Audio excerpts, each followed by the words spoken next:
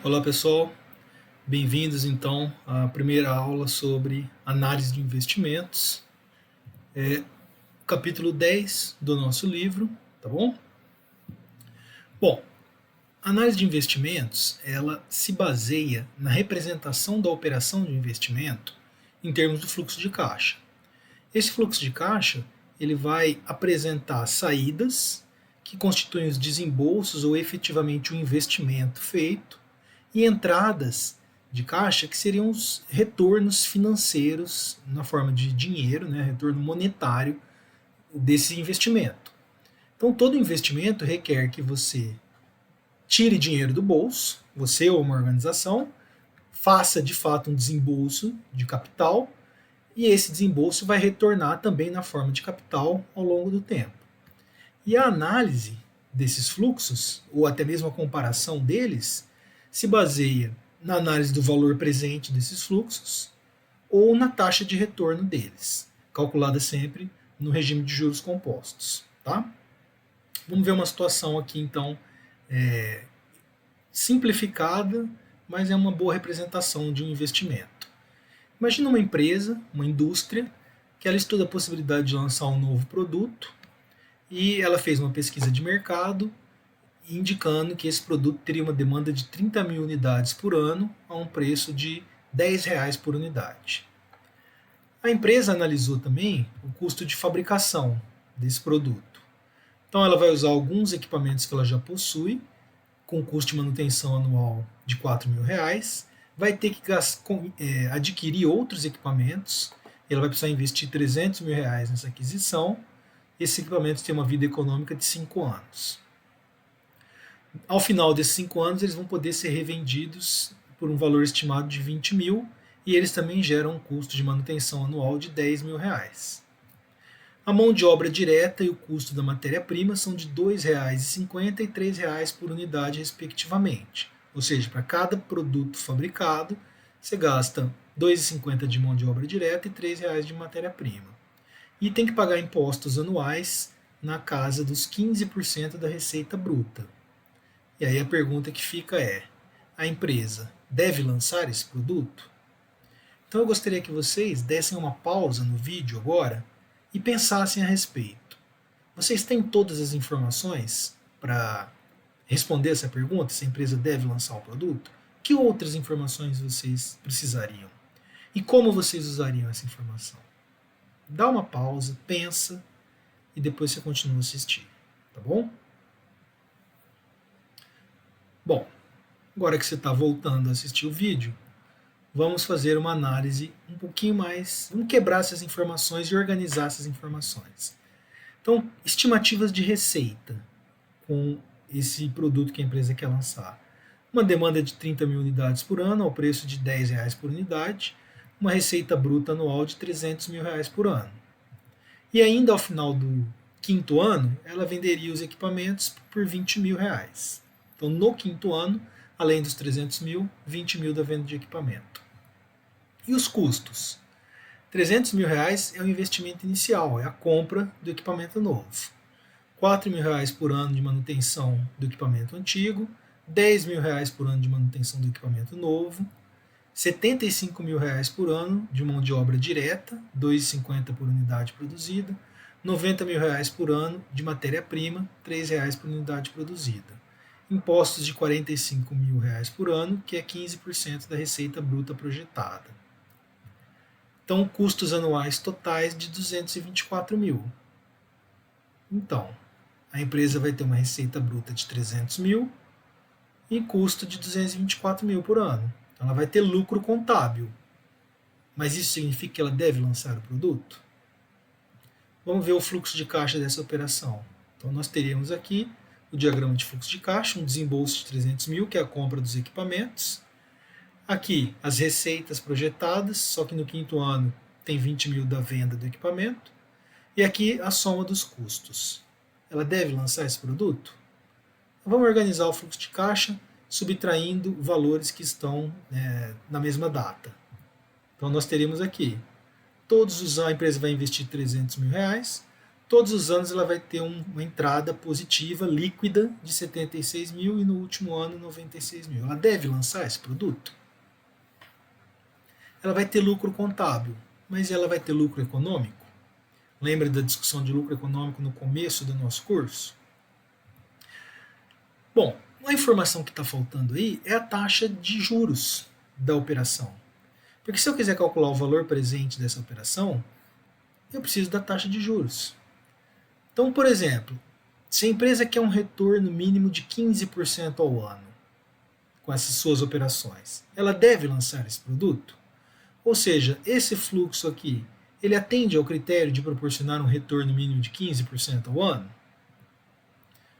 Bom, então como eu mencionei no início do vídeo, os critérios para avaliação se baseiam na avaliação do valor presente desse fluxo de caixa ou da taxa de retorno dele. Vamos começar vendo então a taxa de retorno. Taxa interna de retorno, TIR ou IRR. Então, a taxa interna de retorno é aquela taxa que iguala, num determinado momento, normalmente a data zero, o valor presente das entradas e os das saídas. Tá? Então, adotando a data de início da operação como data focal, nós vamos pegar o somatório dos fluxos de caixa descontados e vamos igualar a zero. E descobrir qual é a taxa I que resolve essa igualdade aqui, que torna verdadeira essa igualdade. Lembrando que a gente vai usar as funções, aqui está CF, eu inverti, tá?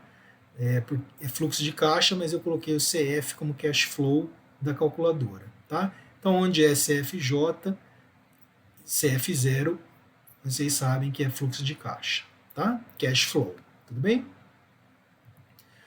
Bom, vamos ver uma aplicação disso, desse método, desse critério da taxa interna de retorno. Admita que o investimento de R$70 mil promova expectativas de benefícios de caixa de 20 mil, 30 mil, 30 mil e 20 mil por ano, respectivamente. Calcule a taxa interna de retorno. Bom, então nós temos aqui uma saída de caixa, um investimento de 70 mil na data zero, e nos anos seguintes seriam resultados líquidos. Esses benefícios de caixa já são os resultados líquidos. Tá? Ou seja, as entradas menos saídas dá 20 mil, 30 mil, 30 mil e 20 mil. Tudo bem? Qual que é a taxa de retorno desse investimento? A gente usa as funções financeiras, limpa a memória, 70 mil CHSG CF0, 20 mil, aí a gente entra com os fluxos de entrada de caixa. 20 mil GCFJ, 30 mil GCFJ, repetido aqui, podia ter dado um 2GNJ, mas não tem problema. 20 mil GCFJ, FRR, pedimos a taxa de retorno, ela dá 15,86%. Então a TIR, ou a taxa interna de retorno desse investimento, é de 15,86%. Tá bom? Bom, e aí um critério de decisão, então, baseado na TIR, agora que a gente já sabe calcular, a gente pode apresentar um critério de decisão. Esse critério, adotando o início da operação como data focal, considera-se como o primeiro aspecto a ser considerado é o custo de oportunidade do capital. Porque, por exemplo, essa operação vai me dar 15,86% ao ano. Eu devo investir? Depende. Eu esperava mais ou menos do que esse retorno. Qual é o meu custo de oportunidade? Quanto eu espero ganhar? Então, nós precisamos definir o custo de oportunidade do capital. Normalmente ele é chamado de taxa mínima de atratividade, ou TMA. Então, se a TIR for maior ou igual a TMA, vale a pena investir. Caso contrário, não. Então, nesse caso aqui, se nós tivéssemos uma taxa mínima de atratividade de 16%, nós não recomendaríamos o investimento. Se a taxa mínima de atratividade fosse de 15%, nós recomendaríamos esse investimento, de acordo com a regra aqui apresentada. Tá? Então vamos agora levar esse critério, aplicar esse critério para a situação problema que foi apresentada. Tá? Nós tínhamos desenhado o fluxo de caixa da operação e agora nós queremos saber, olha, se a empresa quer ter um retorno mínimo de 15% ao ano com suas operações, ela deve lançar o produto? Ou seja, esse fluxo de caixa aqui que nós já elaboramos, ele atende ao critério de proporcionar um retorno mínimo de 15% ao ano? A gente limpa a memória da calculadora e entra com os valores. 300 mil CHSG CF0, 76.000 GCFJ, repete 4 vezes, são 4 valores de 76.000, 96.000 é o do quinto ano, GCFJ, pedimos a taxa interna de retorno e a calculadora nos diz que a taxa interna de retorno é de 10,07. Portanto, a TIR 10,07% ao ano é menor que a TMA de 15%, né? Não era 12, é 15%, tá? E, portanto, a recomendação é não investir, ok? Então, esse é um dos critérios que é muito utilizado para análise de investimento, é a taxa interna de retorno. Tá? Bom, a taxa interna de retorno, ela se baseia na seguinte premissa, de que os fluxos de caixa são reaplicados ao longo do prazo da operação à própria taxa de investimento. Então, deixa eu voltar alguns slides aqui para trás. Vejam esse aqui, por exemplo. Ó. Eu vou ter no primeiro ano um benefício de R$20.000 no fluxo de caixa. Esse dinheiro não vai ficar parado no banco, ele vai ser reaplicado. E o mesmo modo esse aqui, 30.000 vão ser reaplicados. Mas vão ser reaplicados a qual taxa? Então a TIR presume que esses fluxos são reaplicados à própria taxa interna de retorno da operação. Tá? Vamos ver aqui um exemplo disso. Deixa eu continuar a explicação então da taxa interna de retorno modificada. Então a TIR, ela presume que os fluxos, conforme a empresa recebe dinheiro, recebe entrada de caixa, ela reaplica esse caixa, esse valor monetário, ela reaplica ao longo do prazo da operação e ela consegue reaplicar a própria taxa interna de retorno. Só que isso nem sempre é possível. Quando o investimento ele gera um retorno muito alto, é difícil você achar uma aplicação num banco que proporciona o mesmo retorno. Então, normalmente, você não consegue. E aí o resultado efetivo do investimento é outro. Então, naquele exercício anterior, aquele que proporcionou uma TIR de 15,86%, vamos assumir que esses fluxos são reaplicados a uma taxa de 10% ao ano. Como que muda o resultado? Então, quando a taxa de reinvestimento não é a mesma da taxa interna de retorno, nós temos a TIR modificada. Vamos ver como é que a gente constrói isso. Então, lembrando o investimento, 70.000, essas entradas de caixa, nós calculamos um retorno de 15,86% ao ano. Agora, nós vamos assumir o seguinte, esses 20.000 do primeiro ano vão ser reaplicados até o final do investimento a uma taxa de 10% ao ano, e não mais a taxa interna de retorno, que era de 15,86%. Os 30.000 vão ser reaplicados a taxa de 10% ao ano. Os outros 30.000, idem. E esse 20.000 já está no quarto ano. Então, como é que a gente faz para calcular a TIR modificada? Nós vamos levar todos os valores anteriores ao último aqui, nós vamos levá-los para o último período capitalizando a taxa de reinvestimento. Se a gente fizer isso, nós vamos ter um investimento de 70.000 e um fluxo equivalente na data 4 de 115.920, que é a soma de todos esses valores na data 4. Agora a gente usa a função FV, PV e M e calcula qual é a taxa interna de retorno modificada. Tá? Se a gente fizer isso, a gente vai encontrar que essa taxa interna de retorno modificada é de 13,44%. Então isso impactou bastante na TIR do investimento. Tá? Então esse é um critério que ele é bastante utilizado também. Taxa interna de retorno modificada. Tá certo? Muito bem.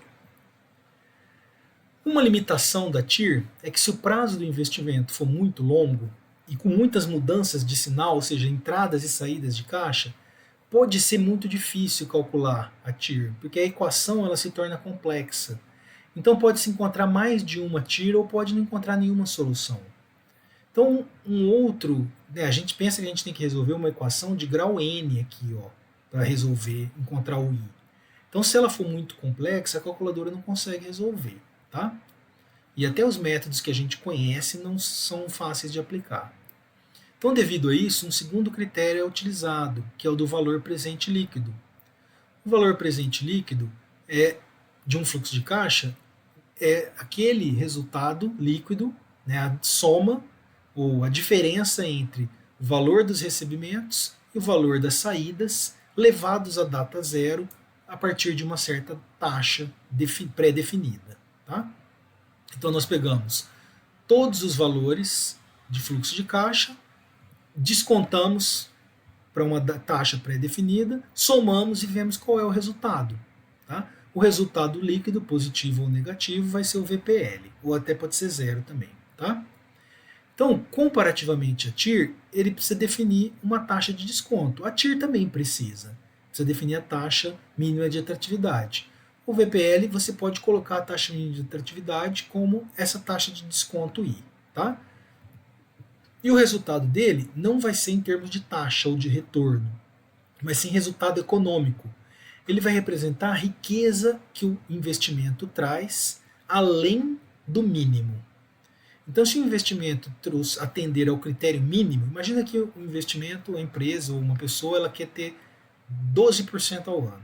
Se a gente colocar 12% ao ano no I e o resultado do VPL for zero, é porque o investimento traz exatamente 12% ao ano. Ele não cria riqueza adicional. Se o resultado for positivo, significa que ele cria uma riqueza adicional, um lucro acima dos 12%. E se for menor do que, se o resultado do VPL for positivo, significa que ele está destruindo riqueza. Ou seja, ele está proporcionando um rendimento menor do que o esperado. Então, o critério de decisão é sempre comparado com a alternativa de fazer nada, investir ou não investir. Tá? Então, nosso critério baseado no VPL é: se o VPL for positivo, maior ou igual a zero, decide pelo investimento. Se ele for negativo, não decide pelo não investimento. Tá? Então, vamos pegar esse investimento aqui, ó, no exercício 3. Investimento de 100 mil, traz expectativas de benefício de caixa de 30 mil reais, 30 mil reais, 40 mil e 25 mil, respectivamente, ao final dos próximos 4 anos. Se a taxa de atratividade mínima definida pelo investidor é de 14% ao ano, o investimento é viável de acordo com o valor presente líquido, está faltando aqui, tá? De acordo com o VPL. Então nós resolvemos, limpamos a memória, 100 mil CHS GCF 0 é o investimento inicial, 30 mil GCFJ é o ano 1 e 2, repete, 40 mil GCFJ, 25 mil, a gente fez entrar com a taxa, agora a diferença, 14I, FNPV, deu menos 8.799,32. Significa então que, de acordo com o nosso critério, um VPL de menos 8.799 é negativo e a recomendação é não investir. Por quê? Porque o investimento nesse fluxo, se o investidor optar por esse investimento, ele vai ter a sua riqueza destruída. E ela vai ser destruída em quase R$ 8.800 em termos de moeda. Tá? Isso é o quanto a riqueza dele vai ser destruída, trazida para valor presente. Ele vai ter lucro contábil, mas não vai ter lucro econômico, tá? Porque o lucro econômico dele é negativo, ele vai ter prejuízo econômico. Ele vai ter a sua riqueza destruída por essa quantidade monetária aqui, R$ 8.800 praticamente, tá? Essa é a interpretação do valor presente líquido de um investimento. Ele é um método muito interessante porque ele reconhece o valor do dinheiro no tempo. E ele coloca o lucro ou prejuízo já atualizado, tá? Porque como os fluxos ocorrem em diferentes datas, né, a gente não pode somar esses valores aqui e comparar com o investimento inicial. Se a gente somar esses valores, ele vai parecer bem maior do que 100 mil, só que na verdade não é. Então o VPL ele coloca a taxa de juros aí como uma taxa de desconto dos fluxos de caixa. E a gente, quando tem mais de um projeto, nós podemos comparar diferentes VPLs ou até mesmo somar, se a gente tiver a oportunidade de investir em 2 deles ou 3. Tá? Então, vamos analisar aquele exemplo do início do vídeo. Tá? Nós fizemos aqui o fluxo de caixa, quer ter um retorno mínimo de 15%, então agora eu vou fazer o fluxo, ao invés de pedir a TIR, eu vou pedir o valor presente líquido. Coloquei as informações na calculadora, pedi o valor presente líquido, deu menos 35.293. Ou seja, se eu usar como taxa de desconto 15% ao ano, esse investimento vai destruir minha riqueza. Quanto que ele vai destruir? Ele vai me trazer um prejuízo econômico de R$ 35.293. Então, por isso, a recomendação é não investir. Tá? Existe uma relação entre TIR e VPL, ok? E taxa mínima de atratividade. Desculpa, só antes disso, se a gente quiser no mesmo exercício, no mesmo problema, calcular a TIR e o VPL, nós precisamos seguir esta sequência aqui. A gente entra com a taxa de juros, tá? Depois que eu entro com os valores do fluxo de caixa, entro com a taxa de juros, pede o valor presente e depois pede a taxa interna de retorno. Se eu inverter a ordem, dá errado. Se eu pedir a TIR primeiro, eu não vou poder pedir o NPV depois, tá? Tudo bem? Bom, como eu estava dizendo, existe uma relação entre taxa interna de retorno, taxa mínima de atratividade e VPL. E ela é representada nesse gráfico aqui, ó. Esse gráfico ele coloca para um dado fluxo, por exemplo, poderia ser esse daqui, tá? Para um dado fluxo, o VPL, o valor presente líquido do fluxo, varia de acordo com a taxa de desconto.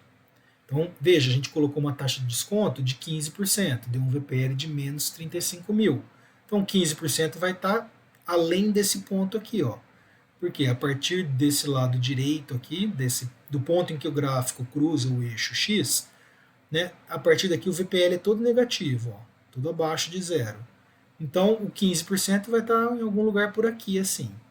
Se eu tivesse escolhido uma taxa de desconto menor, eu poderia ter encontrado um VPL positivo. Tá? Então, o VPL varia de acordo com a taxa de desconto.